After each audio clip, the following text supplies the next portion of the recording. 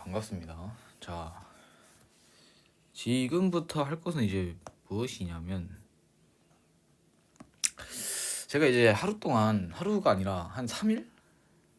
한 3일 동안 이 물리학 수식 물리학 수식이 아니라 이런 물리 법칙에 관한 그냥 물리야, 물리. 그러니까 물리라는 게 뭐냐? 그러니까 이거일 거예요. 아마 내가 알기로는 물질 할 때 그 물이고, 그러니까 뭐 물질이라는 것보다는 그래, 물질이라고 하자. 그냥 물질, 리, 이치이다 이 말인데, 그러니까 자연 법칙이라는 것과 이제 동일하죠. 자연 법칙 동일한 거야, 동일. 근데 이게 대학교에서 물리를 배우면은 이런 숫자들이 자꾸만 등장을 하는데, 그게 이제 현실 세계와 정확히 일치하게끔 숫자를 짜는 거거든요. 그래서 물리에서의 그 단위가 중요해. 미터라는 단위를 쓰고, 물론 이제 단위가 다른 단위가 있어. 뭐라 하냐, 이게 어떤 하나의 단위는 미터랑 킬로그램을 기준으로 잡는데, 또 어떤 하나의 단위 체계는 미터가 아니라 센티미터로 단위를 잡고 그램으로 단위를 잡는 이런 게 있어. 그러니까 이게 값이 달라지면은 달라져요. 그러니까 그 중력 상수라는 게 있거든. G라는 게.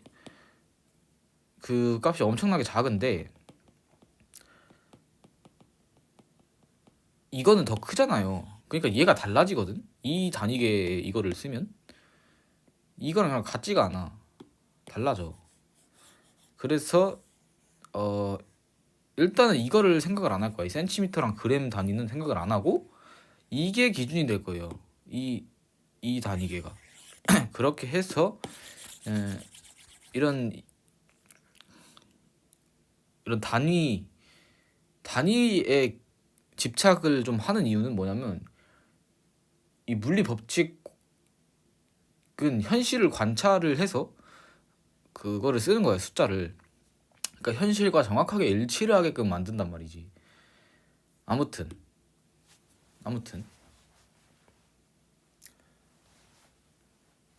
이런 단위에 관한 생각을 좀 해보세요. 해보고 내가 이제 3일 정도 동안 이런 물리를 어떻게 하면 이해를 할 수 있을까? 왜냐면 이해가 잘 안 돼. 그거를 강의를 딱 처음 듣잖아요. 그러면은 이 수식이 왜 나오는지를 이해를 못한 채로 그거를 쓰는, 예를 들어 F 이퀄 ma라는 이런 수식을 이해를 못한 채로 이걸 그냥 쓴단 말이야. 이게 이제 질량이고 이게 가속도라는 값인데 이건 힘이고, 그러니까 이 질량이라는 값은 도대체 무엇인가? 질량이 뭔데? 가속도라는 값은 도대체 뭔데 쓰는 거냐? 이거는 이해가 안 가잖아요. 그러니까 갑자기 이런 값은 왜 나오는 건데, 이 질량이라는 게 도대체 뭐고 어디서 나오고 왜 나오는 건지, 이런 아무런 이해도 없이 이 값을 그냥 예를 들어 물체 100kg의 물체가 있어. 이게 100kg이라는 게 질량이에요, 이게. 그러니까 이거를 무게라고 우리는 직관적으로 바로 생각을 할 수 있잖아요. 무게. 이건 무게다. 킬로그램이니까 무게 아니냐? 아닙니다. 무게라는 값은 힘이에요. 이 질량이 아니야. 이게 동일한 게 아니라고. 이거랑 동일한 건 F예요. F. 무게는 F야. 그러니까 F면 뭐냐? 이게 M인데 무게는 M에 A라는 값을 곱해줘야 돼. 그러니까 A의 단위는 미터 퍼 세크의 제곱이야. 그러니까 킬로그램이랑 미터 퍼 세크의 제곱을 곱해준 이 값이 킬로그램 미터 퍼 세크 제곱이 이게 무게라고. 이게 무게야. 그러니까 이거는 무게는 힘이에요. 곧 힘. 무게는 질량이 아니야. 그런데 이거는 이제 직관적인 이해고 다시 생각을 해서 이런 값들이 도대체 어디서부터 출발을 했으며 어떤 생각으로부터 출발을 해서 나왔는지 이런 숫자가 수식이 우리가 대충은 알아. F 이퀄 MA라는 이런 하나의 수식이 많은 운동을 설명한다는 거.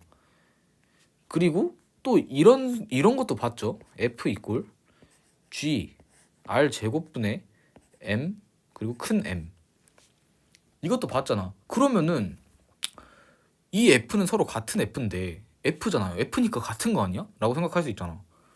그러니까 이건 같은 건데 그러면 이것과 이건 또 같은 건데 어떻게 된 것이냐? 그럼 이게 맞는 거야? 이게 맞는 거야? 아니면 둘 다 맞는 거야? 근데 A라는 값이 어디서 왔는지 R이라는 값은 어디서 왔는지 이 M과 M은 분명히 있어. 이거 같으니까. 그러면 A가 A 이꼴 G R 제곱분의 M 이거여야 되잖아. 이게 정상이잖아. 근데 이렇게 표현을 할 수 있는 것인가? 왜 그런 것인가? 왜? 를 설명을 하기 위해서 이걸 이해를 하기 위해서 한 3일 이거 그냥 이걸 이해하기 위해서 했다기보다는 좀 더 넓은 면에서 보면은 왜 이런 메모를 하기 시작했냐면 그러니까 제가 공책에다가 메모를 쭉 썼어요. 이게 옛날부터 가지고 있던 생각인데 그러니까 계속 쪼개 물체를 계속 쪼개란 말이야. 사람이 있어 이렇게 사람이 이렇게 있으면 이거를 쪼개요. 반으로 쪼개고 쪼개면 이제 머리가 이렇게 쪼갰다고 해봐. 머리가 남잖아. 머리를 또 반으로 쪼개. 그러면 이제 뭐 머리의 윗부분인 뭐 눈, 코, 머리카락 뭐 이게 있겠지. 반으로 또 쪼개. 그러면 이제 뭐 이쪽 눈, 코 조금, 머리카락 이거 다 쪼개고 쪼개서 일단 눈만 남겨봐. 눈만. 그리고 다 눈을 쪼개. 그럼 뭐 나와요? 그러면 눈의 일부가 나오겠지. 눈의 일부를 계속 쪼개라고. 계속 쪼개다 보면은 어느 순간 세포 하나까지 갈 수가 있을 거예요. 세포 하나. 그치? 눈은 세포로 이루어져 있으니까. 그러면 세포는 뭐로 이루어져 있는가? 세포는 단백질과 DNA 그리고 그 외에 여러 가지 구성 물질들로 이루어져 있는데 그냥 대표적으로 이렇게 이루어져 있단 말이야. 그런데 이것들은 또 뭘로 이루어져 있는가? 이거는 분자라는 구조로 이루어져 있어요. 분자는 뭐로 이루어져 있는가? 원자로 이루어져 있습니다. 원자는 뭐로 이루어져 있는데? 원자 핵과 전자 이 두 개로 이루어져 있고 이것들은 각각 어떻게 이루어져 있는가? 전자는 더 이상 안 쪼개져요. 이거를 아무리 쪼개려고 시도를 해도 안 쪼개져. 근데 원자핵은 쪼개진단 말이야. 중성자랑 양성자로. 중성자, 양성자. 이거를 쪼개면 뭐가 되는가? 이거를 쪼개면 쿼크가 돼요. 쿼크는 또 안 쪼개져요. 그래서 전자와 쿼크 모든 물질로 이것으로 이루어져 있는가? 그것은 아니에요. 쿼크 이외에도 뭐 다른 입자가 있어. 근데 이거는 현실 세계에서 관찰할 수가 없는 것인가? 근데 이것까지는 잘 몰라. 아무튼 계속 쪼개다 보면 쪼개지지 않는 뭔가가 나온다는 거야. 쪼개지지 않는지 어떻게 아냐? 그거를 이해를 하기 위해서 지금부터 설명을 좀 해보겠습니다. 물론 이걸 설명하진 않을 거예요.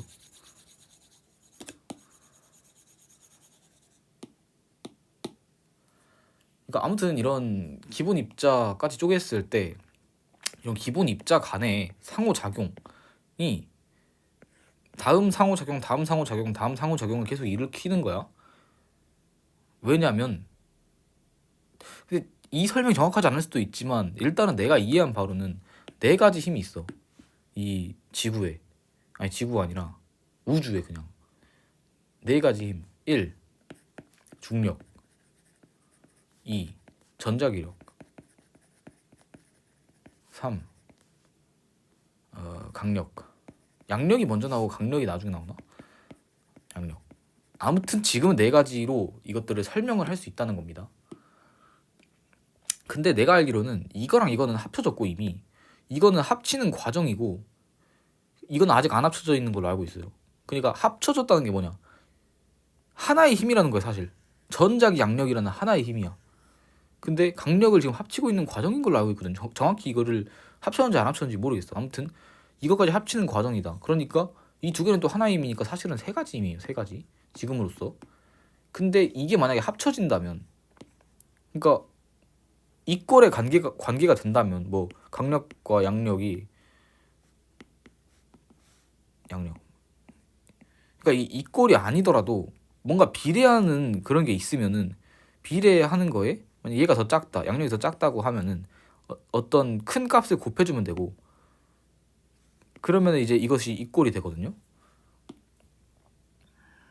그러면 이제 그때 비로소 하나로 합쳐지는 거야.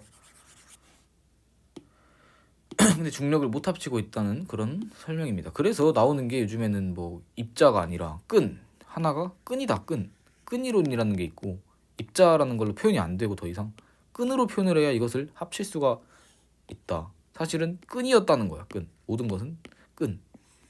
이런 2차원의 끈.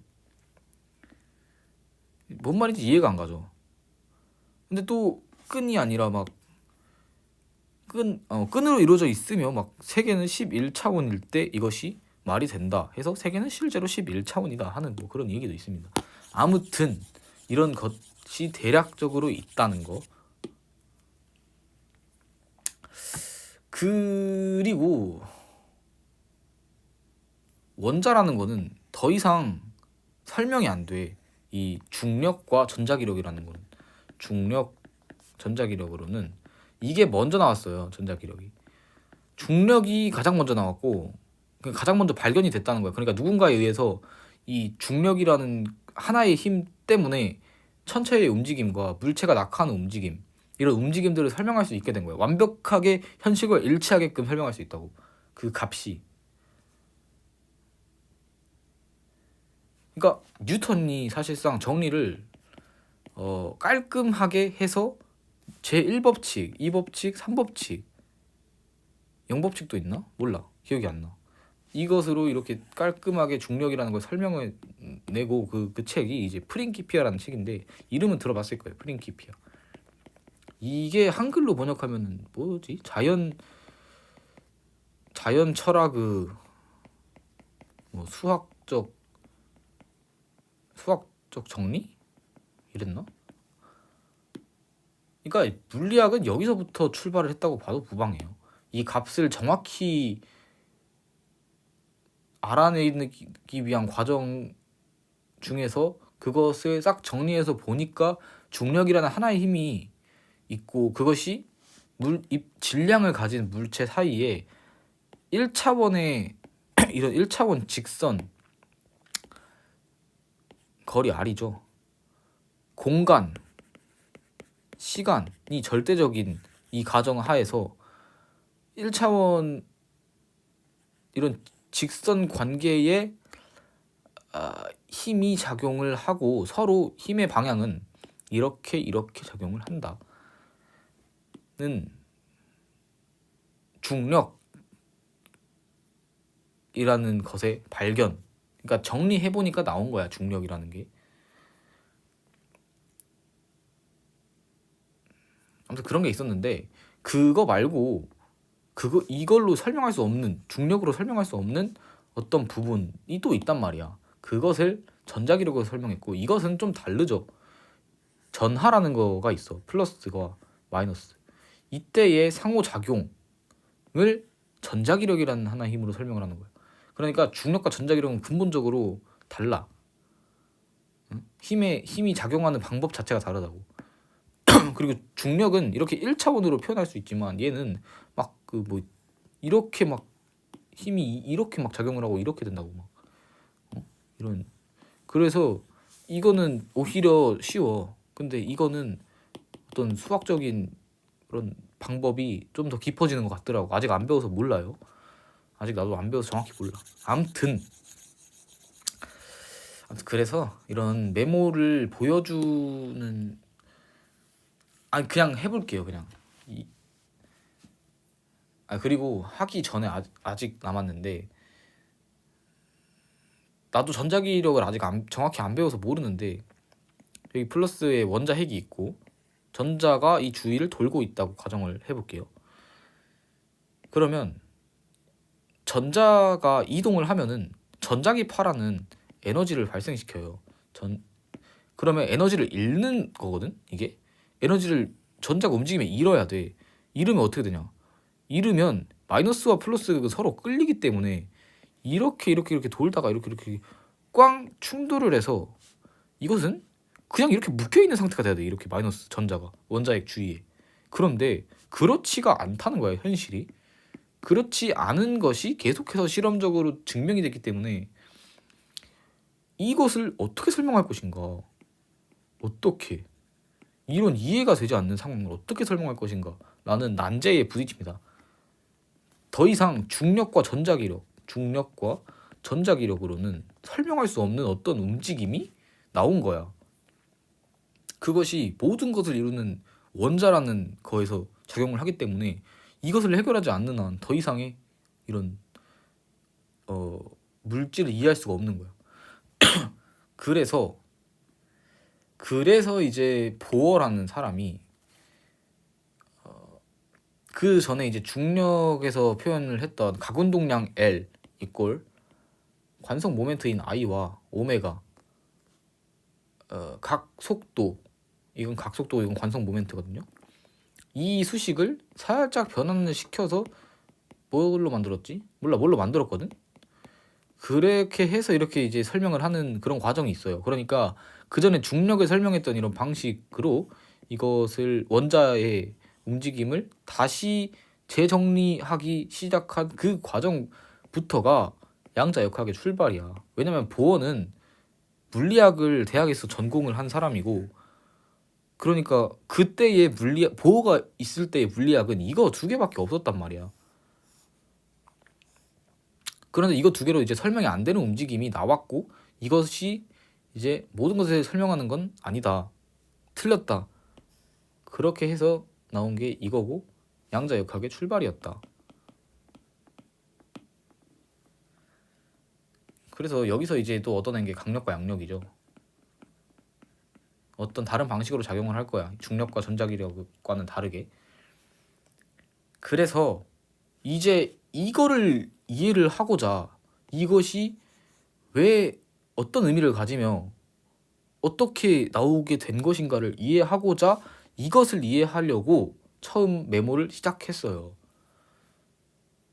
왜냐면 이거 각운동량 L이라는 값은 관성 모멘트라는 I와 각속도라는 오메가가 있는데, 이거 두 개를 이해를 하고자 해서 처음으로 돌아가서 스타트를 한 거야. 그게 내가 이제 3일 동안 했던 메모의 시작이라고 할 수가 있고, 그 과정에서 3일 동안 좀 정리를 했던 것, 아직은 연결을 못 시켰어요. 왜냐면 원운동을 이해를 해야 각속도라는 것과 이 관성 모멘트라는 걸 이해를 할 수가 있거든. 근데 원운동은 또 원운동은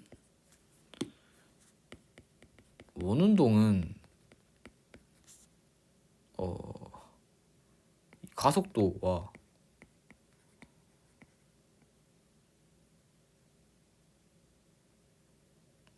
거리랑 관계가 있어. 그래서 사실상 이것의 가장 쉬운 버전인 자유낙하 운동부터 이해를 해야 이것을 통해서 이거를 알고, 이거를 통해서 원운동을 알고, 원운동을 통해서 이것과 이것을 알고, 이것과 이것을 통해서 이것을 알아낼 수 있게 된다면, 그렇다면 양자역학의 출발까지의 그 과정을 이해를 할 수가 있게 될 것이고, 이것이야말로 정확히 관측했던 그 과학자들의 발자취를 따라가는 것이고, 그것이 이제 현실을 정확하게 이해하는 데 있어서 어느 정도 이것이 정확한 건지 내가 이해할 수 있게 되는 것이고, 그것을 기본 입자에 이것을 통해서 이제 기본 입자의 움직임에 관한 식까지 이해를 할 수 있게 된다면 이 식 기본 입자의 움직임에 관한 정확한 값과 의미를 이해할 수 있게 된다면 이것은 또 어떤 실수이거나 허수 부분이 있을 수도 있지. 아무튼 그 값을 컴퓨터에 넣고 그냥 계산을 할 수가 있거든요. 이 수식을. 그러면 기본 입자와 기본 입자를 컴퓨터에서 돌리는 거니까 이것은 그냥 현실 그 자체예요. 컴퓨터 안에 있는 우주야. 그래서 어떻게 보면은 내가 이제 기존에 가지고 있었던 모든 것은 결정되어 있다. 모든 것은 결정되어 있다. 이게 증명이 될 수도 있지 않을까? 그러니까 만약에 이게 수식으로 정확하게 컴퓨터에 넣어서 계산할 수 있으면 내 말이 맞는지 아닌지를 확인할 수 있거든. 그래서 이런 과정을 한번 해보고자 하는 겁니다. 그래서 아직은 여기까지 연결을 못 시켰습니다. 한번 따라와 보세요. 이것은 물리를 이해하는데 너무나도 큰 도움이 될 거야.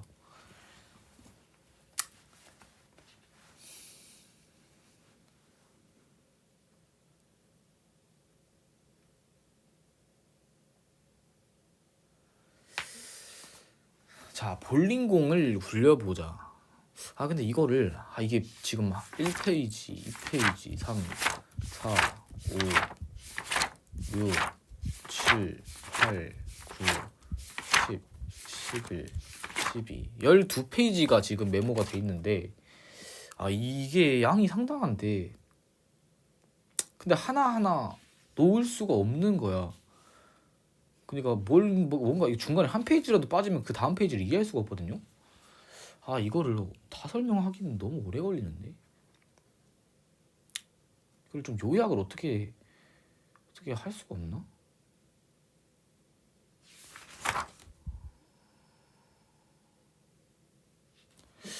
어떻게 이거를 요약을 어떻게? 그러니까 우리가 이제 측정할 수 있는 값으로부터 출발을 하는 거예요. 그 값은 물체를 위에서 떨어뜨려 아래로. 그냥 위에서 그냥 놓으면 떨어지잖아요, 물체가. 그리고 지면에 도달을 하잖아.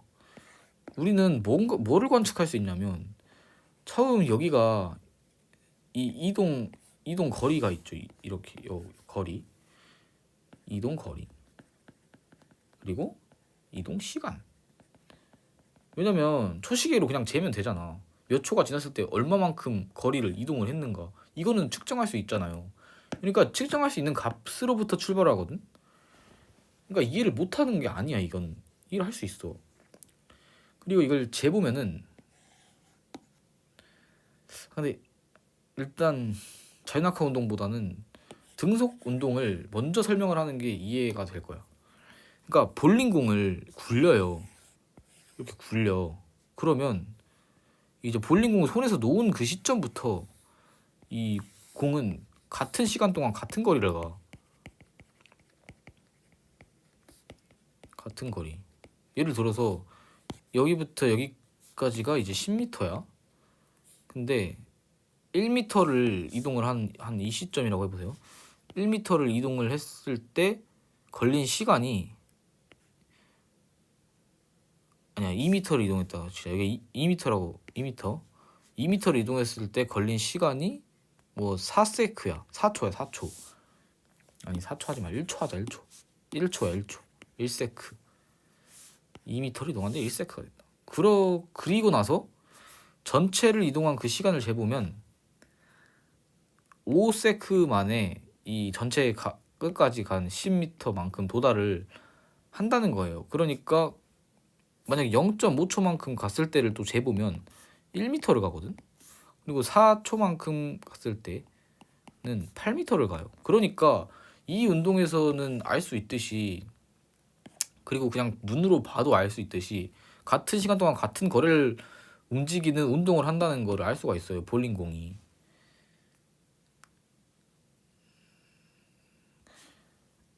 그래서 이거를 수식으로 나타내면 어떻게 되냐?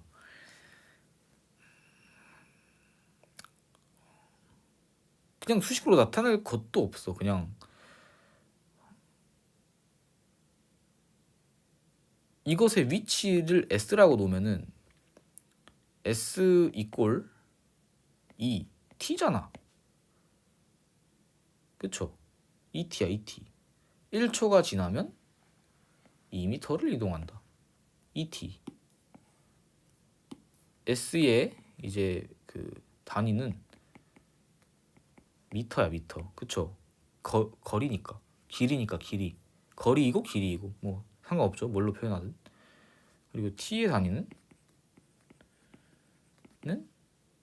세크야 세크. 초. 이것과 이건 달라요. 이건 세크라는 초예요 초. 이거는 거리 s인데 이거 뭐지? 이건 타임이고. 몰라 아무튼 거리 그 영어가 있을 거 아니야. 근데 세크와 이건 달라. 다른 거야. 그리고 여기로부터 얻어낼 수 있는 v라는 값이 있습니다. v를 정의하는 거야. 그러니까 v 이꼴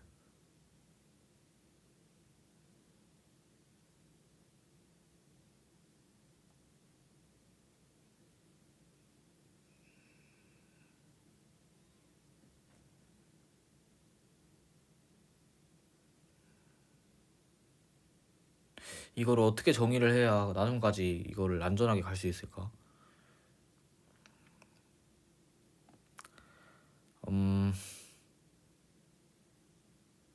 그러니까 여기가 T1이에요. 여기 여긴 T0 처음 출발 지점이죠. T1, T2야. 그리고 여기가 이제 이 거리가 S0이고 S1이고 S2야. 그러면 S2 마이너스 S1 분의 T2 마이너스 T1 이꼴 이거를 이제 델타 S S의 변화량이라고 하죠. S가 얼만큼 변했냐. 왜냐면 S2에서 S1을 빼는 거는 여기까지 간 이 거리에서 여기까지 간 이 거리를 빼는 거기 때문에 여기가 되죠. 여기 그러니까 이걸 얘기하는 거야. 이게 델타 S이고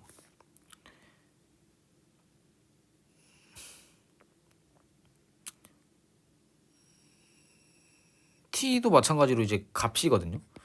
뭐 이게 2초고 이게 1초라고 해봐. 그러면은 2-1이니까 T1부터 T2까지 가는데 요 구간을 없애는 거죠. 요 구간을 없애니까 이만큼의 시간을 얘기하는 거야. 이만큼의 시간을 델타 S, 델타 T라고 놓는 거. 시간의 변화량이죠. 이 시간의 변화량이라고 표현을 하면 이게 이해가 좀 어려워지는데. 아무튼 무슨 의미인지 알겠죠, 이게.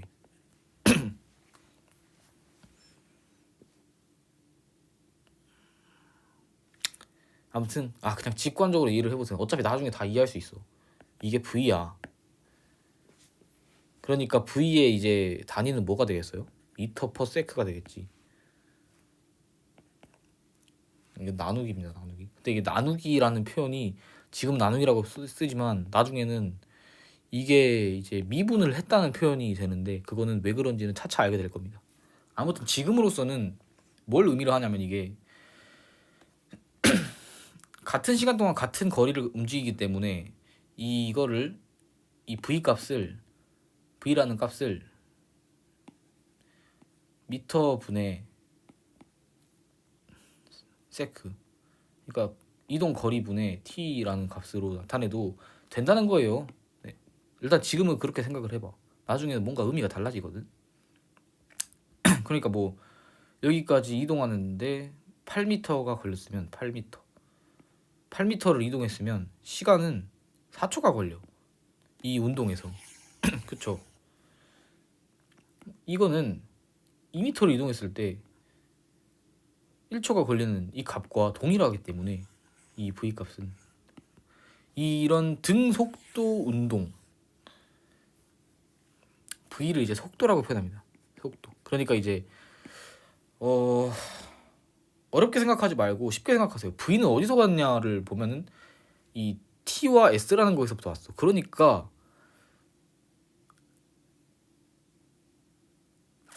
이거를 다시 좀 표현을 하자면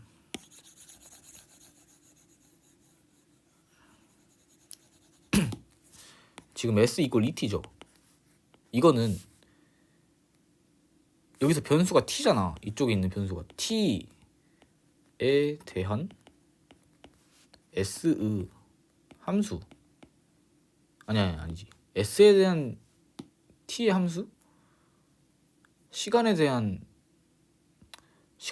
위치 함수라고 표현을 해도 되겠지? 그러니까 그냥 쉽게 생각하면 여기가 S축이 왜 T축이라고 해보세요. 그럼 ET니까 1이면 2고 1, 3, 4, 5, 6, 7 이렇게 해보세요. 2, 4, 8, 6, 8 아니 이거 이상하지? 이러면 안 돼. 정확하게 표현해. 정확하게 2가 한 이쯤에 있고 4가 한 이쯤에 있고 6이 한 이쯤에 있겠지. 그러면 여기 있겠지. 그럼 여기 있겠지. 그럼 여기 있겠지. 이런 함수예요.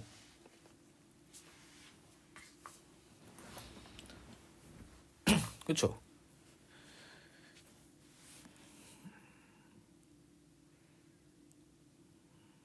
이런 이제 1차 함수라는 걸 알 수가 있는데 이런 등속도 운동 이거 등속도 운동 표현을 하면 안 돼. 왜냐면 속도는 T랑 SS부터 왔으니까 이거 그냥 시간의 변화에 따른 위치의 변화의 함수 그 정도라고 이해를 해보세요. 그 함수가 이제 1차 함수라는 걸 알 수가 있죠. 이거까지 인정하잖아. 그치? 이거까지 인정하지. 그리고 V라는 값이 S분의 T라면 여기서 V는 어떻게 되는가? V를 찾아보세요. V가 어떻게 돼? V를 찾아봐.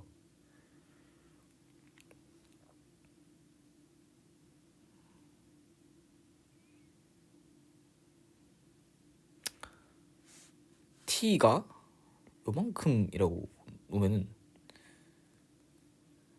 1이고 2죠. 근데 어디서 이거를 만들던 크게 만들던 작게 만들던 개작게 만들던 아무리 작게 만들던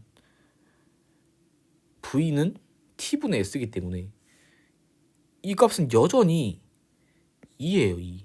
그쵸? V는 2야. 그치? 아무리 작게 하든 아무리 크게 하든 V는 2라고 여기서.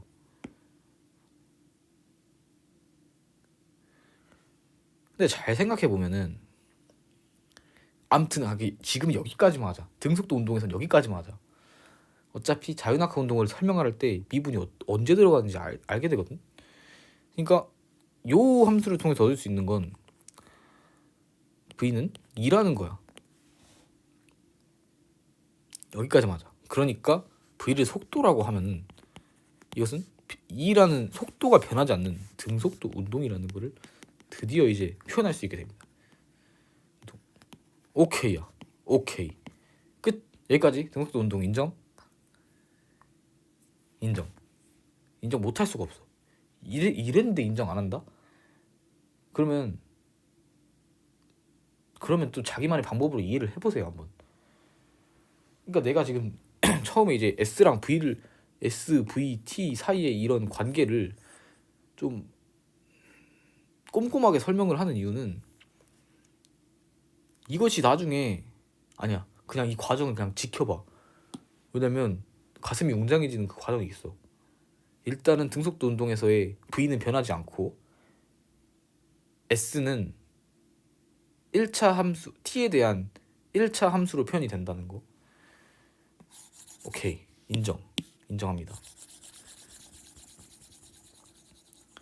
근데 이런 이제 것이 있지만 이런 위치가 1차 함수인 그런 게 있지만 물체를 지구 표면에서 여기서 이렇게 떨어뜨리면 이건 이제 1차 함수로 표현을 할 수가 없어요. 위치를. 왜 그러냐면 이렇게 쭉 가잖아.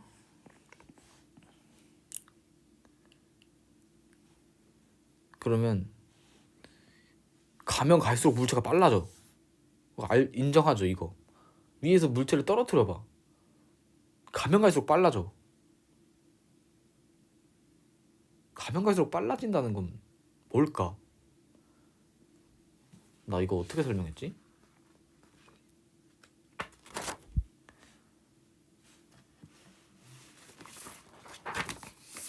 그냥 이것도 마찬가지로 위치를 그냥 재보면 되는데 1초가 지난 시점에서, 그러니까 여기부터 여기까지 이제 100m라고 봐보세요. 100m요. 100m인 건 인정하죠? 100m. 여기부터 지면까지의 거리가 100m다. 100m는 이제 S죠.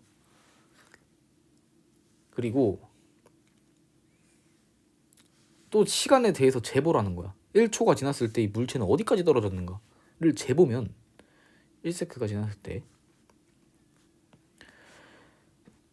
이 물체는 어디까지 떨어졌냐? 5m 떨어지고 5m. 1초가 지났을 때 5m 간다는 거야. 5m. 그리고 2초가 지났을 때 이 물체는 어디까지 떨어졌냐? 20m까지 떨어집니다. 그리고 4초가 지나면은 4초래. 3초가 지나면 물체가 어디까지 떨어지냐면 45m까지 떨어져. 45m. 이렇게 쭉쭉쭉 재가지고 물체가 이제 지면에 닿는 그 시점까지가 4.5초 정도 걸려요. 정확히 측정하면 달라. 정확히 측정하면 다른데 일단은 이해를 돕기 위해서 비슷하게 설정을 하고 가는 거예요. 4.5세크가 걸려. 100m까지 간다. 그러면 이 사이의 거리인 여기가 15m가 되겠죠. 2초까지 걸리는데 15m. 아니 너무 많이 잡았다. 여기 너무 길게 잡았으니까 한 이 정도. 15m. 1세크야 2세크야. 그리고 3세크일 때 45m니까 여기보단 커야 되니까 한 이 정도. 45m 3세크. 그리고 여기까지가 이제 4.5세크가 걸리고 이 사이의 거리는 몇이야? 55m지. 아니 잠깐만. 이상하다. 잘못했다. 잘못하면 안 돼. 너무나도 중요하기 때문에 잘못하면 안 됩니다. 25m. 여기까지 거의 55m죠. 55m. 자, 됐죠? 4.5세크. 그러면 여기서의 위치 함수를 시간에 대해서 다시 표현을 해보면 마찬가지로 이쪽이 x, 이쪽이 t축이고 이쪽이 s라고 놓으면은 아까는 이렇게 됐잖아. 근데 이제는 이렇게가 표현이 안 되고 1세크, 2세크, 3세크, 4세크, 5세크일 때 4.5초가 여기까지죠. 그러면 이거를 존나 높게 잡아야 되는데. 아무튼 이거를 좀 대충 이해를 잘 해보시고 여기가 이제 100이라고 놓으면은 4.5세클 때 100이고 3일 때 45니까 한 절반에서 좀 더 내려와서 한 45. 그리고 여기서 2세클 때 23이 여기 20이니까 한 5를 한 이 정도로 잡으면 20은 어느 정도냐? 20은 여기 쪼개니까 한 20이 여기까지겠죠. 여기 20. 여기가 이제 한 5 되겠지. 됐죠? 그러면 22가 여기고 여기란 말이야. 그리고 이거를 좀 더 촘촘하게 0초일 때 당연히 0이죠. 촘촘하게 이걸 만들면 이거를 계속 촘촘하게 측정을 해본다고 쳐요. 할 수 있잖아. 이건 할 수 있어. 이건 인간이 할 수 있어.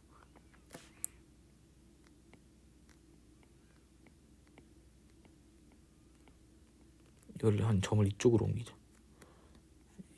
이거는 좀 그렇고 4, 5 이 정도로 해가지고 점을 좀 옮겨. 정확하게 표현하자는 거야 내 말은. 아 씨발.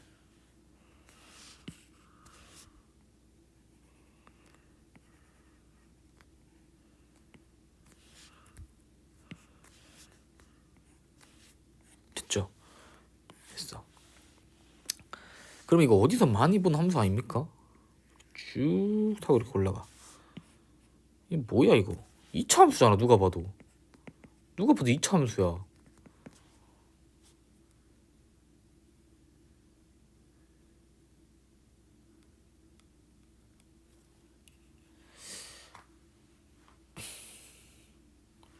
그러니까 대충 2차 함수라는 거 유추를 해볼 수 있죠. 유추. 아직까지는 유추 단계야. 이걸 그냥 확정하면은 이거는 조금 정확하지 않다라고 할 수가 있잖아. 이거를 잘 생각을 해보세요.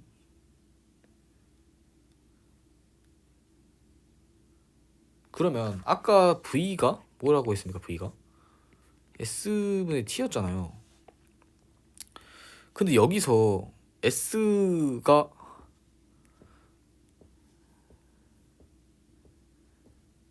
내가 어떻게 표현했지? 그러니까 아까도 표현할 때 이런 방식을 썼죠. 그러니까 내가 내 방식이 정확하지 않아. 정확하지 않은데 물론 더 정확한 방법이 있겠지만 이해하는데 좀 도움이 될 거야 내 방법이. S2-S1에 T2-T1을 했잖아요. 그리고 아까 등속도 운동에서는 이 값이 항상 동일했잖아. T3-T2를 하던 이것이 항상 동일했단 말이야. 근데 지금 해보잖아요. T1이 1이고 이건 T2가 2니까 여기 1이죠. 분모가 1이야. 그리고 여기랑 여기를 빼보면은 S2가 어디야? S2가 20이고 아니 잠깐만 맞죠? S2 잠깐만 25m 아니야? 아니네 20m네. S2가 20이고 마이너스 S1이 5니까 이 값은 15야. 15라는 값이 나와. V가 15거든. 근데 여기서 해보면은 이거는 당연히 1이죠. 1이고 S3를 45였죠. 45 마이너스 S2까지의 거리니까 20이죠. 그러면 이 값은 25야. 그럼 다르잖아. 달라. 근데 여기서의 V 값을 이제부터 잘 들어야 돼요. 아까 V를 할 때 델타 S분의 델타 T라는 표현을 써잖아. 그러니까 여기서의 이제 V라는 값은 잘 생각해보면 정확하지가 않거든. 왜냐면 이거야. 그러니까 지금 우리가 계산한 건 직선이라고. 이거랑 좀 더 정확하게 표현하자. 직선으로 완벽하게. 이거랑 우리가 계산한 이거라고. 근데 이건 아니잖아. 이거는 직선이잖아. 근데 이건 완벽하게 곡선이라고 이 함수는. 그러니까 이거를 V라는 값을 완벽하게 표현해주기 위해서는 이걸 진짜 정확하게 현실과 일치하게 표현해주기 위해서는 여기서의 t를 0으로 보내야 돼. 그러니까 델타 t를 0으로 보내야 된다고. 델타 t를 0으로 보낸다는 게 뭔 의미냐면 지금 이렇게 돼 있죠. 지금 우리가 구한 건 이거야. 근데 이거를 좀 더 정확하게 표현해주면 이거고, 더 정확하게 표현해주면 이거고, 더 정확하게 표현해주면 이거고, 더 정확하게 표현해주면 이거고. 그러니까 이 델타 t를 줄이면 줄일수록 이 2차 함수를 정확하게 표현할 수 있다고. 그렇죠. 2차 함수에서 이 v 값을 정확하게 표현할 수 있다고. 그러니까 델타 t를 이제 0으로 보내. 우리는 이것을 수학에서 이미 배웠습니다. 리미트 델타 t를 0으로 보내면 그제서야 비로소 이 정확한 v 값이 나오게 된다고. 여기서. 그쵸. 2차 함수와 정확하게 일치하게 맞출 수 있다고. v를. 그거를 실제로 이제 구해보잖아요. 그러니까 계속해서 t를 줄이면서 이제 델타 t를 줄이면서 구하면 돼. 그러니까 델타 t를 줄인다는 게 여기서 이 식에서 뭔 의미냐면 t2는 2였잖아요. 2를 1.5, 1.1, 1.01, 1.0001, 1.000001 해서 계속해서 보내는 거야. 그러면 이 델타 t가 0으로 줄어들겠지. 그때의 S2-S1 값이 존재를 한다고. 그쵸? 무조건 존재하지. 함수니까. 그러면 여기는 한없이 0으로 가겠지. 그리고 여기도 한없이 0으로 가니까 0분의 0에서 0이 되냐? 아니야. 실제로 이 과정이 있어. 여기 있는데 귀찮아. 하기 귀찮고 너무 영상이 길어질 것 같아.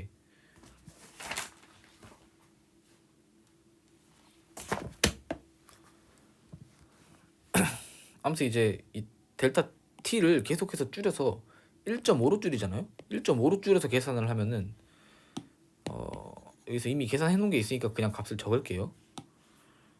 1.5로 줄여서 계산을 하면 여긴 0.5가 되죠, 당연히.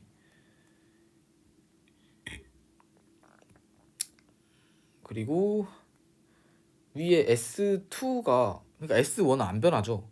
S1은 그냥 그대로 있으니까 마이너스 5야. S2가 변해. S2가 얼만큼으로 변하냐면 4분의 45m로 변해요. 그러면 이제 4분의 45m라는 건 어떤 값이죠. 이거를 분수로 표현했지만 4를 곱해주고 여기 또 4를 곱해주면 4, 예, 3은 20m죠. 이거죠, 이거. 예, 알겠죠, 뭔지. 그러면 이거는 2분의 1에 이거 빼주면은 4분의 25가 되니까 이거는 이렇게 곱해져서 분모로 보내고 이렇게 곱해져서 분자로 보내면 50이죠. 50이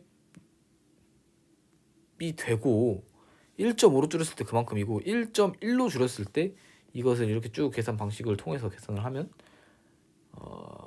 몇이 나오냐? 1.1로 줄이면 10분의 105가 나와요. 105. 그리고 이걸 1.01로 줄이면 어떻게 되냐면 그때는 100분의 1005가 나와요. 그러니까 이 값이 딱 봐도 한없이 어디로 가고 있어? 이게 뭐야? 10으로 가고 있잖아. 10으로 한없이 10으로 가고 있다고. 이걸 줄이면 줄일수록 계속해서 10으로 간다고. 10으로 가까워진다고. 이 값이 10으로 간다고. 10으로. 한없이 줄이면 10으로 간다고. 극한값이 10이라고. 10 나와요. 10. 그러니까 이거는 T1이 1일 때의 값이야. 그럼 T1이 2일 때의 값을 구해보면은 마찬가지의 방법으로 T3를 한없이 2로 보내는 거야. 그렇게 해서 이제 뭔지 알겠죠? 델타 T를 계속 줄이는 거야. 여기도 마찬가지로. 그렇게 해서 줄여서 구해보면은 마찬가지의 방법으로 구하는 거예요.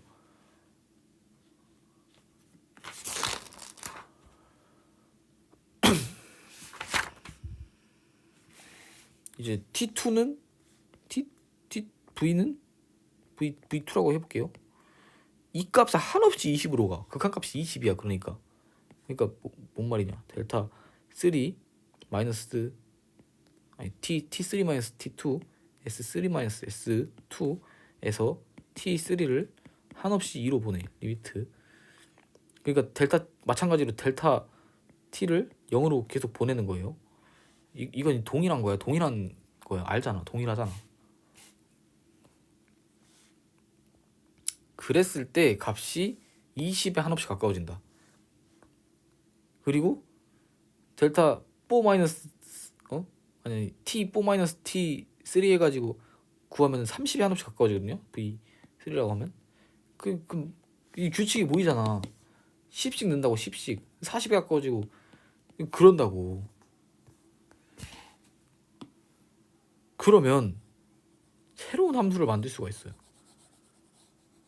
이 2차 함수를 통해서 새로운 함수를 만들어낼 수가 있어요.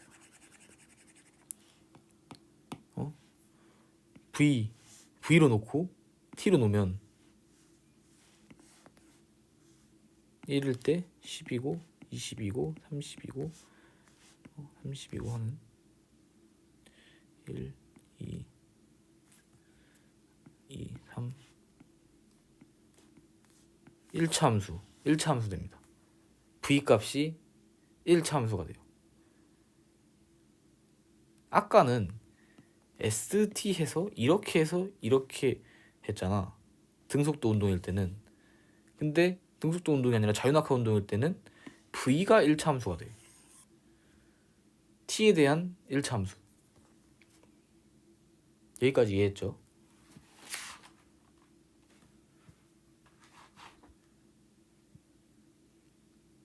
그러면 다시 정리해보자. 근데 이 과정에서 이미 느꼈지. 우리는 뭘 했어? 여기일 때의 극한값, 극한을 모두 구했어. 그러니까 V1, V2 그 사이에 있는 모든 값도 구할 수 있잖아요.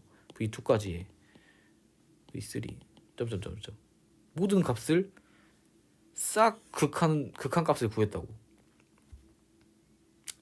그리고 그 극한값을 이쪽 축에 나열을 해가지고 t로 이렇게 해서 이렇게 했어요. 그러니까 V는 뭐였어? V는 기울기였잖아. 이 기울기를 다 구해서 그 값을 이렇게 나열해서 하나의 함수로 바꿨어. 뭐야 이거? 뭐 했어? 이거 뭐 한 거야 우리? 뭐 했어요? 이거 너무 익숙하잖아. 이거에 리미트 너무 익숙해. 이거 뭐야? 미분이잖아. 미분했어요. 이 2차 함수를 2차 함수인지 아닌지 모르지만 아무튼 또 어떤 함수를 미분했더니 1차 함수가 나왔어. 그럼 씨발 다시 생각해보면 이 함수는 뭐야? 2차 함수잖아 씨발. 어? 이 함수를 미분했더니 1차 함수가 나왔으니까 미분 전 함수로 돌리면 2차 함수잖아요. 그러니까 이건 2차 함수인 거야. 뭐에 대한 2차 함수냐? t에 대한 2차 함수잖아 씨발. 우린 t에 대해서 이걸 미분했다고. 델타 t를 계속 0으로 보냈으니까 t에 대해서 미분했다고. 응? 미분한 함수가 1차 함수니까 미분 전 함수는 2차 함수겠지. 그러니까 시간에 대해서 자유낙하 운동은 t 제곱에 어떤 값이 곱해진 이거라고. 그때 1일 때 뭐야? 1일 때 5고 2일 때 20이야. 아니 25야. 2일 때 다 더해서 25야. 그러면 1일 때 오니까 t가 1일 때 이것이 5가 나와야 되니까 여기 5가 곱해져 있겠지. 그러니까 5t 제곱이에요. 씨발 우리가 알아낸 게 5t 제곱이야. 위치 함수가 5t 제곱이라고. 그리고 v 함수는 뭐예요? 10t잖아. 10t. 지금 10t 1일 때 10이고 2일 때 20이고 v 함수는 10t예요. 그러니까 이거를 그냥 미분을 해보면 해봐. 10t 나오잖아. 미분한 거 맞잖아. 그러니까 됐어. 우리는 이제 자유낙하 운동에서의 이거를 구했어요. 등속도 운동과 자유낙하 운동. 하지만 이것을 따로 봐야 될까? 아니지. 따로 볼 필요 없어. 여기까지 인정하시죠? 여기까지가 이제 몇 페이지 됐냐?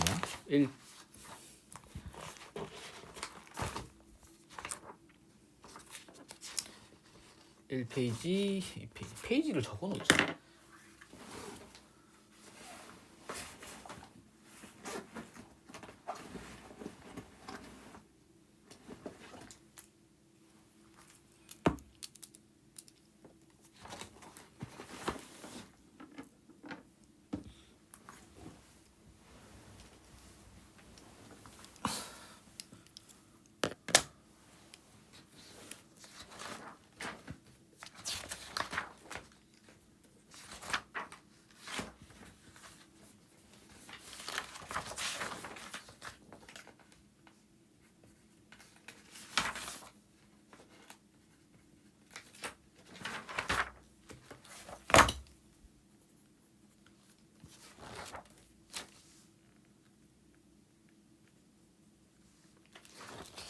그래. 여기까지가 4페이지까지였어요. 4페이지까지였으니까 3분의 1 했죠. 4페이지 끝났습니다. 우리는 이제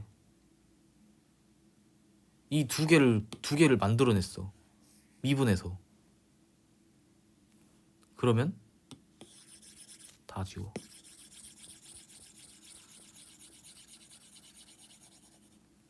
자, 다시 생각을 해보면, 그리고 이것은 모든 지구에서 그냥 떨어뜨렸을 때 모든 물체가 동일하거든. 너무 가벼운 물체를 제외하면 다 동일해. 다 S는 5t 제곱이라는 이것과 V는 10t라는 이것을 따라요. 그러니까 생각을 해보자. 만약에 200m의 높이에서 떨어뜨렸다면 언제 지면에 도달할까? 200m는 OT제곱이야? 지면에 도달하는 시점은 언제일까? 전체를 5로 나누면 40m죠. t제곱 루트 40은 t고 이거는 2 곱하기 2 곱하기 몇이냐? 10이죠. 그러니까 2루트 10 이꼴 t 2루트 10초 루트 2는 1.4 정도죠. 1.4 그리고 루트 5는 2.3 정도거든. 그러니까 14 곱하기 2, 3은 4, 3, 12 1, 3, 3, 4, 4, 2, 8 8, 1, 2, 2 해서 3, 2, 2 이거 뭐야? 씨발 3, 2, 2 곱하기 2니까 6, 4, 4 대략 6.4초 만에 지면에 도달한다고요. 모든 물체가 200m에서 떨어뜨리면 너무 가벼운 깃털 빼고. 깃털을 왜 빼냐면 깃털도 똑같아야 되는 거 아닙니까? 깃털까지 이해하려면 깃털을 때리는 산소 분자의 운동까지 고려를 해야 돼. 그것까지 생각을 하지 말자고. 아직은.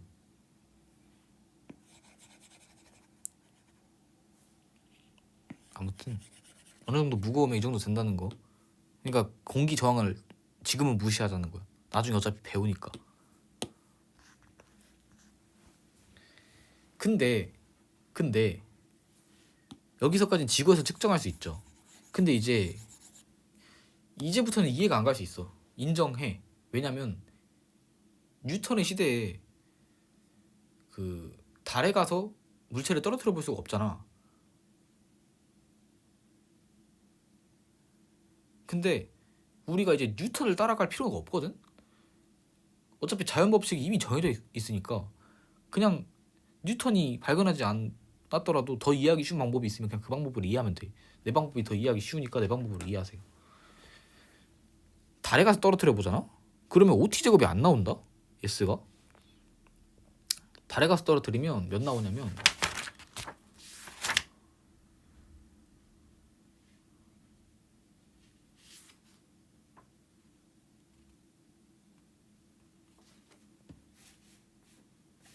이제 1초가 지났을 때 5분의 4m를 이동하고 2초가 지났을 때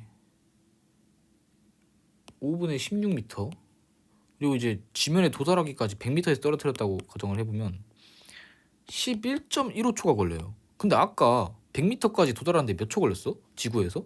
4.5초 걸렸잖아. 다르다고. 위치에 대한 시간 함수가 달라요. 그러면 이 식은 잘못된 거 아닙니까? 물리법칙이 아니지 않습니까? 라고 할 수가 있잖아. 실제로 틀렸어. 이 식은. 뭔 말이냐? 이 식은 근데 뭐로부터 비롯됐죠? 이것을 미분한 값인 10t 만약에 이걸 한 번 더 미분해보세요. 가정해봐. 한 번 더 미분한 값을 10이잖아. 그리고 여기서의 위치 함수도 마찬가지로 우리가 지구에서의 이 S 시간에 대한 S 함수를 구했고 시간에 대한 V 함수를 구했잖아.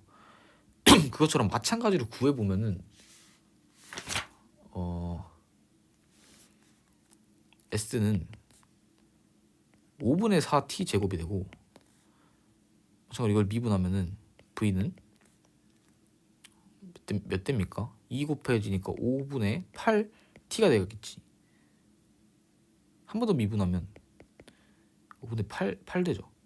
그러니까 근본적으로 이것을 미분전 함수로 돌리면 이게 나오고 이것을 미분전 함수로 돌리면 이게 나오잖아. 그러니까 근본적인 요 상수가 달라요. 그래서 상수가 다른 상수가 되면은 이것은 변수잖아. 이 값이 달라진다는 거야. 지구에서의 이 값은 10이고 달에서의 이 값은 10이야. 그러니까 이게 변수인 거야 이제.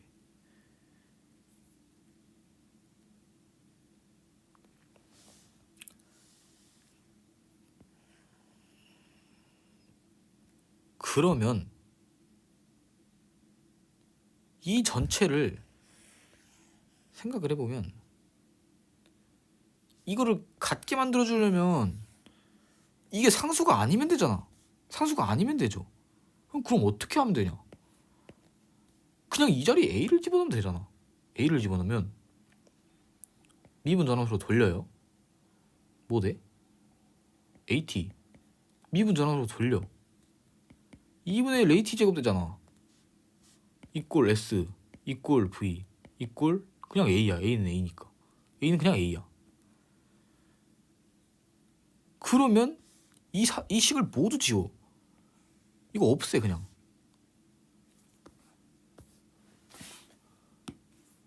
이거 없애자. 이거 없애면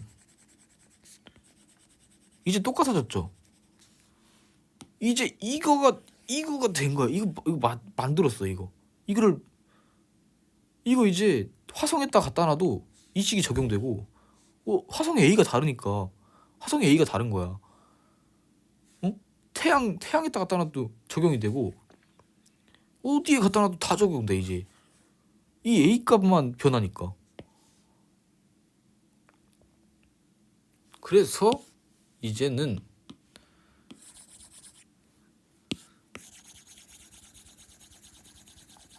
온 우주에서 적용되는 시간에 따른 위치 함수와 속도 함수 그리고 A라는 값을 구해낸 거예요. 다시 S 이꼴 2분의 1 AT 제곱 V 이꼴 AT A는 A 끝. 모든 우주에서 적용돼요. 됐어. 모두 우주에서 적용되는 S와 T와 A와 V 사이의 관계를 드디어 밝혀냈다 이 말이야. 어디에 놔도 이 A 값만 알아내면 다 계산할 수 있다. A 값을 어떻게 알아냅니까? 이거 계산해보면 돼. 또 재보라고. 초시계 들고 가서 재봐. 그러면 어떤 함수 나오겠지. 2차 함수 나오겠지. 2차 함수 통해서 1차 함수 구해. 1차 함수 미분해서 이거 구해. A 구할 수 있잖아. 어디 가도 구할 수 있다고 이제. 근데 이미 구해놨으니까 그냥 여기에다 대입하면 정확히 일치한다. 됐죠? 여기까지 오케이. 근데 이걸로는 도저히 설명할 수 없는 어떤 게 있습니다. 그것이 무엇이냐면 철근을 힘을 들어가지고 힘을 줘서 이 철근을 잡아당겨. 어디로? 위로 이렇게 들어 올려보란 말이야. 지면에서. 그리고 왼손에는 스티로폼을 잡아당겨 보세요. 얘는 스티로폼이고 철근이야. 우리는 뭔가를 느낄 수 있습니다. 여기서 철근을 들어오는데 힘이 더 많이 들어. 스티로폼은 조금만 힘 줘도 들 수 있거든. 철근은 많은 힘을 줘야 돼. 이 힘을 F라는 값으로 놓으면 철근을 드는데 드는 힘이 스티로폼을 드는데 드는 힘보다 더 많이 든다고. 그러니까 같은 높이까지 올리는데 더 많은 힘을 소요해요. 인정? 인정. 그러니까 우리가 지금까지 알아봤던 이것과는 전혀 다른 어떤 현상이 있다는 거야.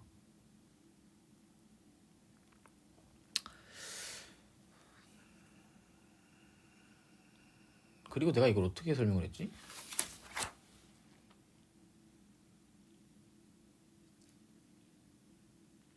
근데 이것과 이것 사이에 연결되는 뭔가가 있습니다. 뭐냐면 거리예요. 거리인 S야. S. 그쵸? 같은 거리까지 이동시키는데 드는 힘이 철근이 더 많이 든다고. 그쵸? 이만큼까지 이동시킬 때 더 많은 힘을 줘야 돼. 얘는 조금만 힘을 줘도 이만큼까지 들어 올릴 수 있어. 근데 거리는 어디서부터 왔죠? 거리는 A라는 근본적인 값에서부터 왔잖아. 그러면 A와 관련이 있다는 거야. 그쵸? S는 어차피 A라는 근본적인 값에서부터 왔으니까. 그러면 F와 A 사이에 관계가 있다는 건데,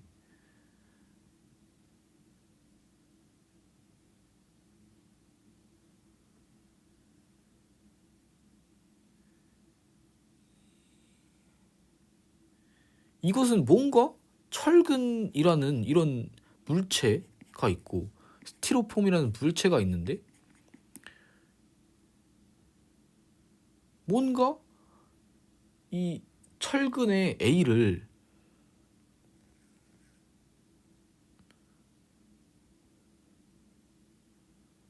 아닌가? 잠깐 뭔가 이상한데? 너 어떻게 설명했지? 그러면 S와 V를 모두 A로 S와 V는 모두 A로부터 비롯되었으니 A가 바뀌는 게 맞지 않겠는가? F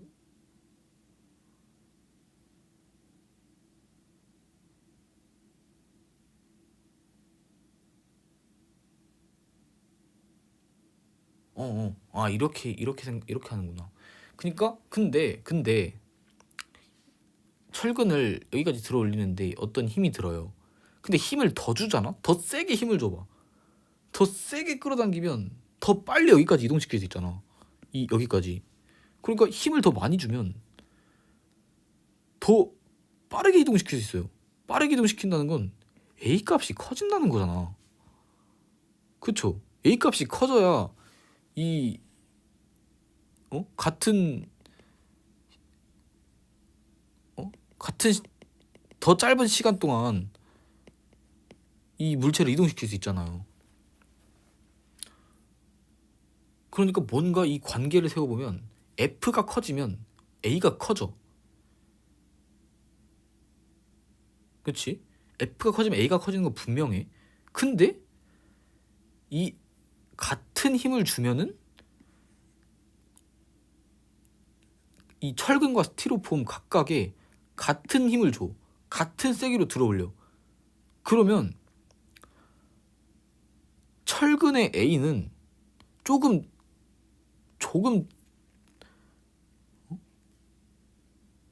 스티로폼의 A 씨발 어떻게 설명해야 되냐 이거? 같은 힘을 주면은 얘의 A가 더 많이 변한다고. 그쵸? 얘가 더 많이 이동해. 같은 힘을 주면. 철근을 들어올리는데 드는 힘만큼 스티로폼을 들어올리면 얘의 거리가 훨씬 많이 변한다고. 얘는 같은 힘을 주면 이만큼까지 갈 수 있는데 얘는 이만큼까지밖에 못 간다고. 같은 힘을 줬을 때. 그러니까 A가 변하는 양이 달라진다고. 같은 힘을 줬을 때. 근데 더 이상 여기는 진행을 시킬 수가 없어요. 여기서부터 진행을 못 시켜. 도대체 어떤 관계가 있는 건지 상상할 수가 없어. 이 철근과 스티로폼에 근본적인 어떤 차이가 있는 거, 그건 알겠어. 뭔가 철근이라는 물체가 가진 성질과 스티로폼이라는 물체가 가진 성질이 어떤 성질 때문에 이 A라는 값이 덜 변한다. 철근이 덜 변해. 스티로폼의 A는 많이 변하다고. 같은 힘을 줬을 때.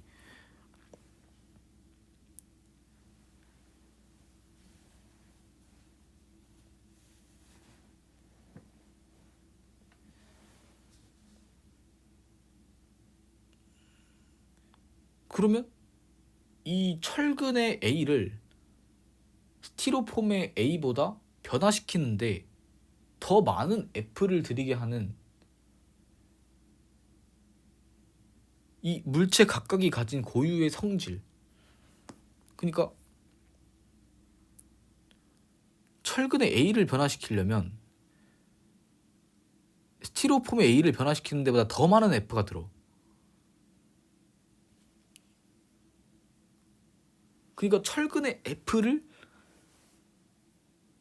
F가 스티로폼의 F보다 더 많은 양의 아니, 철근의 A가 스티로폼의 A보다 변화시키는 데 있어서 더 많은 양의 F를 들게 하는 어떠한 이 물체가 가진 고유의 성질이라는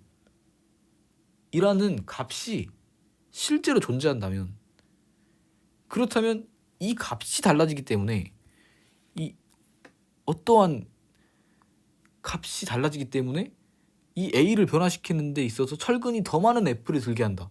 그러니까 이 값이 다르기 때문에 그 값이 만약에 10이라고 치고 1이라고 치면은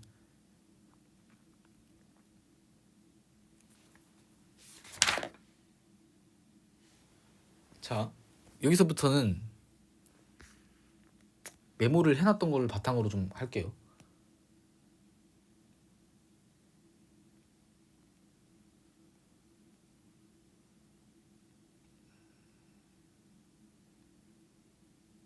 그러니까 지구에서의, 지금 지구라고 가정을 해볼게요. 일단 지구에서의 이 물체가 가지고 있는 A는 동일하게 10이죠. 그쵸? 동일하게 10인데 이 어떤 물체가 가진 고유의 성질,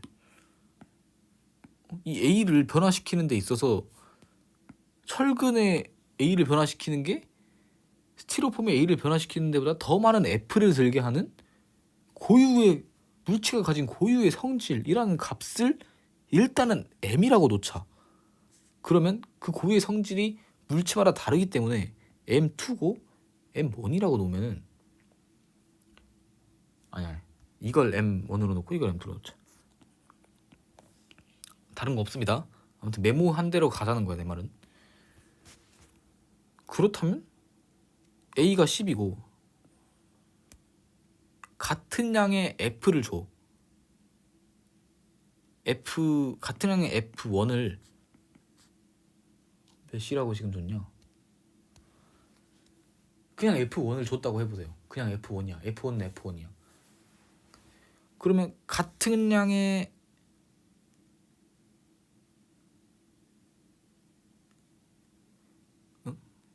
그러니까 여기에서의 지금 얘가 가진 A와 얘가 가진 A가 모두 그 A1, A2라고 각각 놔볼게요. 그러면 식을 세워보면은 M1과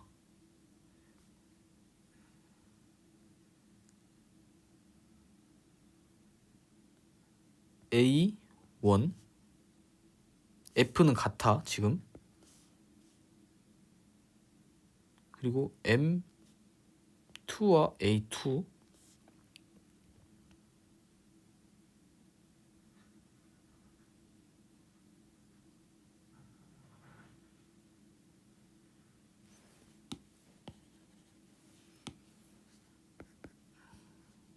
F1이야. 그러니까 왜 이렇게 놓을 수 있냐면 여기서의 M1이 더 크다면 10이라고 놓고, 아니 10이라고 놨냐? 몇이라고 놨냐? 아니 같은 힘을 줬다고 가정했죠. 같은 힘을 줬으니까 다시 이거 아니야. 이거 잘못 설명했어.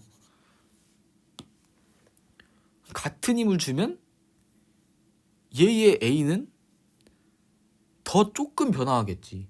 그 값을 3이라고 놓자고. 그쵸?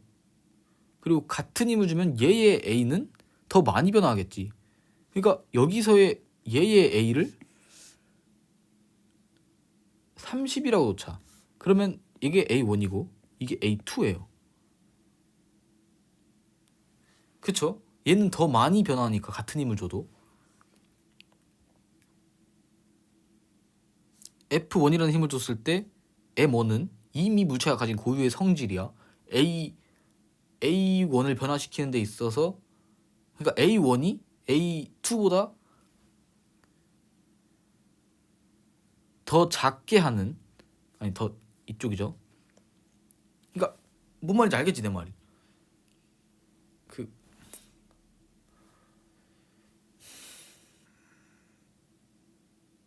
그러니까 이게 지금 왜 큰지는 알겠죠? 같은 힘을 줬으니까 얘가 더 많이 이동하잖아. 그러니까 그 이동한 그 위치 함수를 또 미분하고 또 미분해서 a를 구한 거야. 그리고 얘도 마찬가지로 더 조금 이동했으니까 더 조금 이동한 거를 미분하고 미분하면 더 조금 값이 나오겠죠. 그러니까 그 상황을 가정한 거야 지금. 같은 힘을 주면, 그리고 그 어떤 물체가 가진 고유의 성질 때문에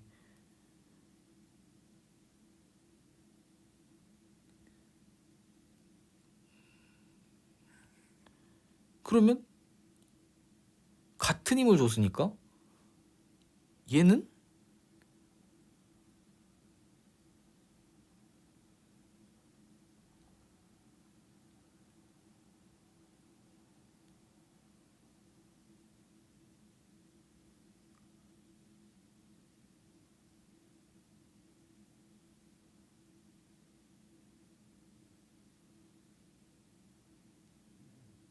얘가 만약에 10이고 얘가 만약에 1이라면 F1이 원이 얘가 10이고 곱하기 3이니까 30이죠. 그리고 같은 힘 F1을 줬을 때 M이고 2고 A 2고 A가 30이니까 1이고 곱하기 30 이꼴 30. 그러니까 F 이꼴 M A라면 모든 것이 맞아떨어지는 거야. 이 물체가 가진 고유의 성질 M 때문에 이 각각의 물체의 같은 힘 F를 줬을 때 A 값이 변하는 정도가 달라진다는 거예요.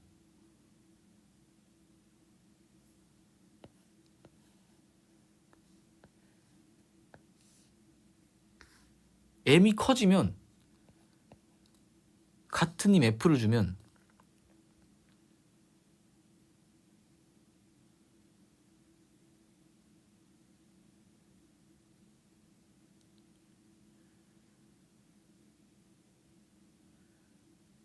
그러니까 M은 안 변해. 물체가 가진 고유의 성질이니까. 근데 A는 변한다고. A는 힘을 더 많이 주면 변한다고. 그쵸? 힘을 더 많이 주면 A는 더 커져. 그 위치 함수는 더 커질 거 아니야. 그러니까 M은 물체가 가진 고유의 성질이고 A는 F에 따라 변해. 그리고 M은 물체가 가진 고유의 성질이기 때문에 물체가 달라지면 M은 변해. 그러니까 F 이꼴 MA라는 값이 성립한다는 거예요. 다시 생각을 해보면 300의 F를 줬다고 해보세요. 그러면 물체가 가진 고유의 성질은 M1은 변하지 않습니다. M1은 마찬가지로 10이에요. M1은 10이야. 아니 시리아가 아니라 10이야. M1 이꼴 10, M2 이꼴 1로 변하지 않아. 300의 힘을 줬어. 철근의 위치는 어떻게 변할까? 10 곱하기 30이라는 값이 나와야 돼. 그러니까 A1이 지금 30이 됐으니까 A1이 변했잖아요. 그러면 A1이 변했다는 건 물체가 더 빨리 이동한다는 거야. 왜냐면 힘을 더 많이 줬으니까. 아까보다 10배의 힘을 줬으니까 A1이 10배가 됐죠. 그리고 마찬가지로 300의 힘을 또 스티로폼에 줘보세요. 물체가 가진 고유의 성질인 M2는 변하지 않습니다. M2는 마찬가지로 1이에요. 그러면 A2가 바뀌겠지. A2가 얼마만큼으로 바뀌어? 300으로 바뀌잖아. 그러니까 10배 더 빨라졌죠. 300. 그러니까 이제 이해가 되죠. 모든 것이 맞아떨어지잖아.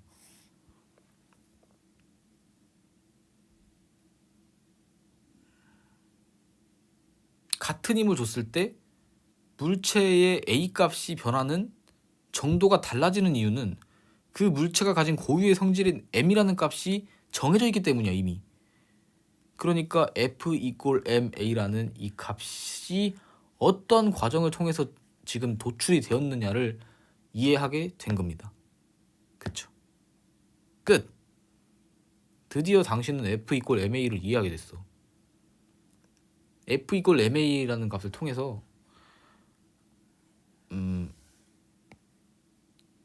이제 이 위치까지 다 파악을 할 수 있는 거예요.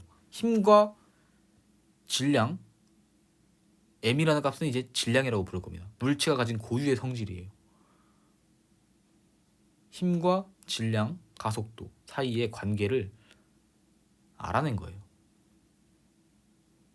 끝. 드디어 F equal ma라는 걸 알아냈습니다.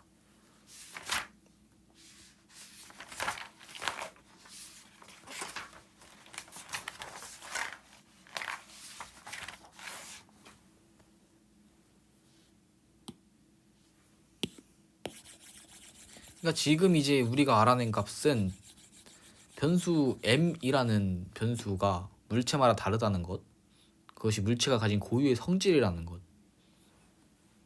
근데 나중에 가면 그 상대성 이론 이런 거 할 때 m이 달라지거든.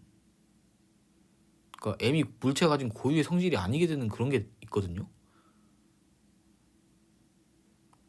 아무튼 거기까지는 갈 필요 없습니다. 일단 지금은 중력 범위 안에서 배울 거기 때문에 아직 근데 그 사실 그 우리가 지금 사람이 철근을 들어올리는 상황을 생각을 했잖아. 근데 그거는 사실 몸속 ATP의 소모를 통해서 근육의 수축 때문에 일어난 건데 ATP의 소모 과정에서는 전자기력이 작용합니다.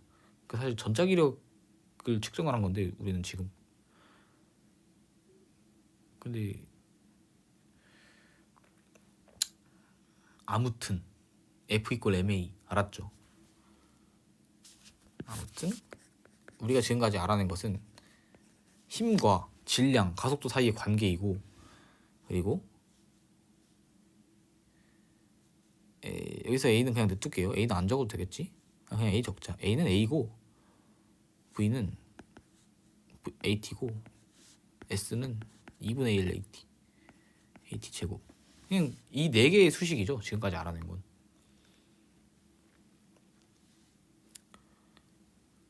근데 여기서 상황을 조금 바꿔보면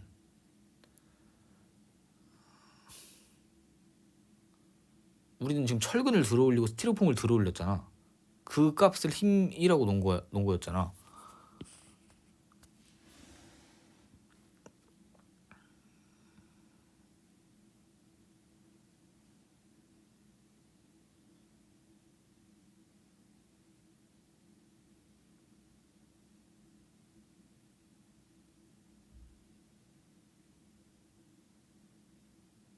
그러니까 A가 변하는 이 상황은 질량은 그냥 물체가 가진 고유의 성질이니까 변하지 않으니까 그러니까 물체마다 달라지는 거죠. 물체마다 달라지니까 이 F가 작용을 하면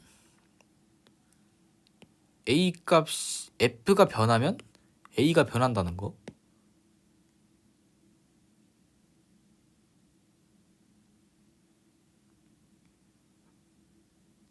그리고 물체가 가진 m이라는 값이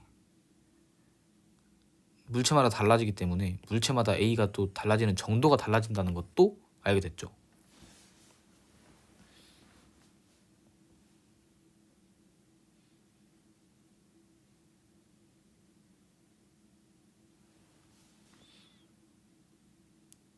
그러면 잘 생각해보면 힘이 작용을 하면 물체가 가진 m이라는 고유의 값이 있으니까 이 힘과 질량 있는 물체에 힘을 작용을 하면 A라는 값이 결정이 된다는 거죠. 왜냐면 질량은 이미 있으니까 만약에 100의 힘을 줬으면 질량이 이미 고정된 거야. M 10의 A가 나와요. 10이라는 A가.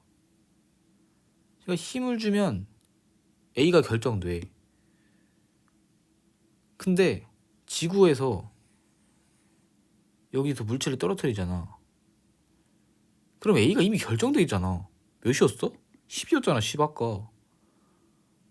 그러면 이 물체는 힘을 받고 있다는 거야. 철근을 끌어당긴 것처럼. 그러니까 지구가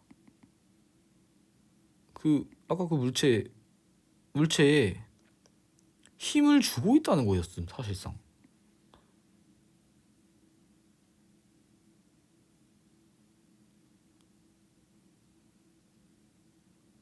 그쵸?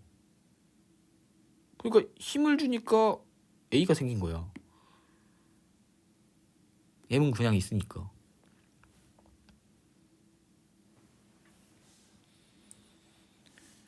근데 그렇게 생각해보면 이렇게 있잖아. 달이 있어. 힘을 준단 말이야, 분명. 근데 왜 안 떨어져? 달 왜 안 떨어져? 물체는 떨어지는데 달 왜 안 떨어지냐고. 달 떨어져야 정상이잖아요. 힘 줬으니까. 힘 주면 A가 생기니까 떨어져야 되잖아. M은 이미 있으니까. 왜 안 떨어질까? 그것은 혹시 이 질량을 가진 물체 사이에 거리와 관련이 있지 않을까? 하는 것부터 아까 얘기했던 중력을 나타낼 때 쓰는 또 다른 식이 여기서부터 등장을 하는 거예요. F 이퀄 MA도 맞지만 F 이퀄 G R제곱분의 M M은 이거는 하나의 물체가 가진 질량이고 마찬가지로 다른 물체가 가진 질량이에요.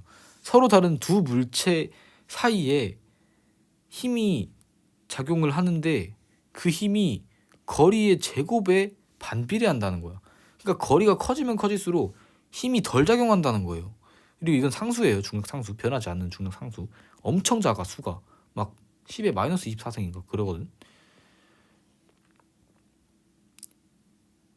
그러니까 이 중력이라는 힘은 작아. 엄청 작아. 이거 중력 상수 곱해져 있으니까 엄청 작다는 거 알겠죠? 근데 거리도 엄청 크거든? 그러니까 거리가 너무 멀리 떨어져 있으니까 힘이 덜 작용한다는 거야.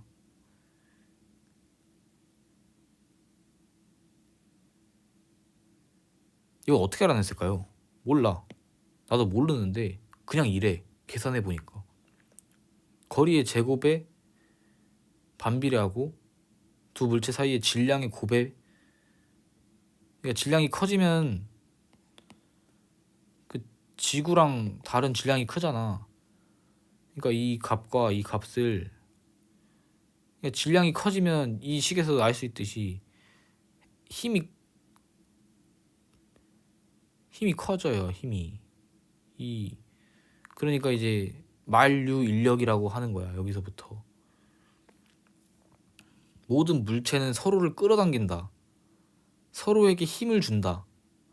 힘을 줘서 위치를 변화시키고, 위치는 속도를 변화시키고, 속도는 가속도에서부터 비롯됐다. 그리고 거리의 제곱에 비례한다. 그러니까 여기서 사실상 추가된 거는 거리예요. 거리밖에 없어. 그러니까 이제 R 사이의 관계까지 알아낸 거야. 물체 사이의 관계. 그러니까 여기서의 변수를 다 계산하면은, 다 종합하면은 F, M, A, S, V, T 그리고 추가된 거리 사이의 관계까지 구해서 이건데, 근데 S와 V는 사실상 A에서부터 비롯된 거니까 이거 5가지만 알면 되지 않을까? 이 5가지 사이의 관계. 힘과 질량, 가속도, 거리. 근데 거리는 또 S죠.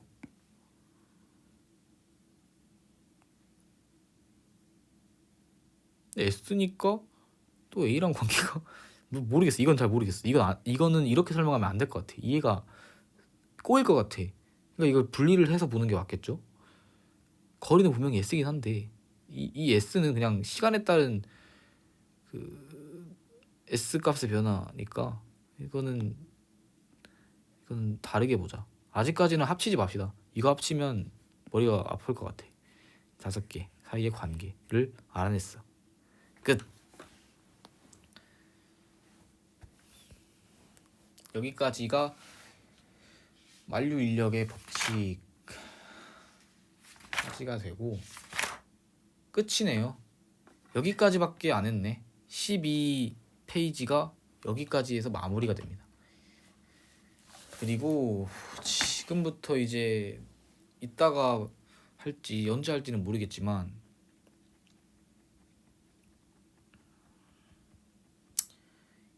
이제 이걸 통해서 원운동에 대해서 알아볼 거거든. 원운동. 그니까 달이 아직까지 왜 안 떨어지는지 모르는 거죠. 물론 이거를 쟀을 때 힘이 크지가 않다는 건 알 수 있어. 그러니까 A가 크지가 않아. 그러니까 늦게 떨어지고 있는 건 맞는데 이게 떨어지고 있는 거거든. 근데 왜 안 떨어질까? 너무 늦게 떨어져서 우리가 사는 동안 떨어지지 않는 것일까? 아니면 또 다른 어떤 방법이 작용을 해서 떨어지지 않는 것일까 하는 거를 이해하기 위해서 이따가 원운동에 대해서 알아보려고 합니다. 원운동은 또 포물선 운동을 설명을 하면서부터 이제 가는 게 맞으니까 포물선 운동을 설명을 할 수도 있어. 안 할 수도 있어. 안 하고도 설명할 수 있으면 안 할 거고 해야 설명할 수 있으면 할 건데 일단은 조금 내가 정리가 되면 그때 설명을 하겠습니다. 원운동도 그때는 이제 벡터라는 것과 함께 설명을 할 거야. 벡터. 왜냐면 이거는 그냥 직선으로 적용해. 만류 인력은 직선으로 적용한다고. 근데 직선으로 적용하는데 이 물체는 움직임이 2차 평면에서 나타나잖아. 그러니까 이쪽 방향으로도 움직이고 이쪽 방향으로도 움직이는 이 움직임의 합이거든요. 이게 매우 작은 값으로 계속해서 연결되는 거야. 그러니까 분명히 어떤 미분과 연관이 되겠죠. 일단은 여기까지만 하겠습니다. 다음에 할 원운동에 관해서 이해를 하면 그때는 드디어 각속도라는 게 나오니까 각속도와 원자를 연결시키면 그때는 드디어 밟아볼 수 있는 거예요. 드디어 양자역학을 찍먹해볼 수 있는 거야. 거기까지 가는데 기대를 해보시라는 겁니다. 일단은 여기까지.